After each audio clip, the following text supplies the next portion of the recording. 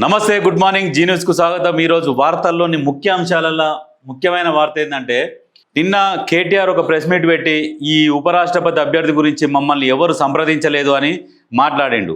ఆ విషయం మీద కేంద్ర మంత్రి కిషన్ రెడ్డి ఏమంటుండు, కేటీఆర్ ను మద్దతు ఎవరు అడిగారు, ఆయన మద్దతు మాకు అవసరం లేదు, కేంద్రంలో ఉన్నాడా రాష్ట్రంలో ఉన్నాడా మేమెందుకు అడుగుతాం, చిన్న పిల్లల ఆటలా వ్యవహరించవద్దు, రైతుల పట్ల ఆయన ఒక్కరికే ప్రేమ ఉందా, ఉపరాష్ట్రపతి ఎన్నిక అంశంపై కిషన్ రెడ్డి, దేశంలో యూరియా విషయంలో కొంత ఇబ్బందులున్నాయి, సహకరించాలి. అయితే ఈయన ఏమంటున్నాడంటే, నువ్వు రాష్ట్రంలో లేవైతే వాటి కేంద్రంలో లేవైతివి, ఇక నిన్న కూడా అడుగుతాడు అంటే ఇండైరెక్ట్గా ఏంది, 500 రూపాయల మీద కూడా గాంధీ బొమ్మ ఉంటుంది, 10 రూపాయల మీద కూడా గాంధీ బొమ్మనే ఉంటుంది, రెండు ఒకటి కావని చెప్తున్నాడు. అంటే కేటీఆర్ దేనికి వనికి రాడని చెప్పేసి ఇక డైరెక్ట్గా చెప్తున్నాడు కేంద్ర మంత్రి కిషన్ రెడ్డి. ఇంకో విషయం ఏం చెప్తున్నారు అంటే, ఇక్కడ దేశంలో యూరియా విషయంలో కొంత ఇబ్బందులు ఉన్నాయని చెప్తున్నారు.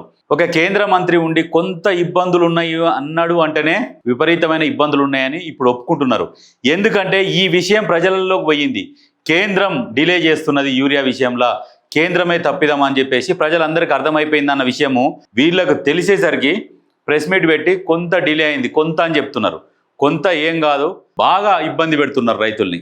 చివరికి ఎట్లకెళ్లకు ఒప్పుకున్నారు వీళ్ళు. కానీ ఇటువంటివి ఈ రైతులను ఇబ్బంది గురి చేస్తే భవిష్యత్తులో పుట్టగతులు లేకుండా పోతారు మీ పార్టీలకు.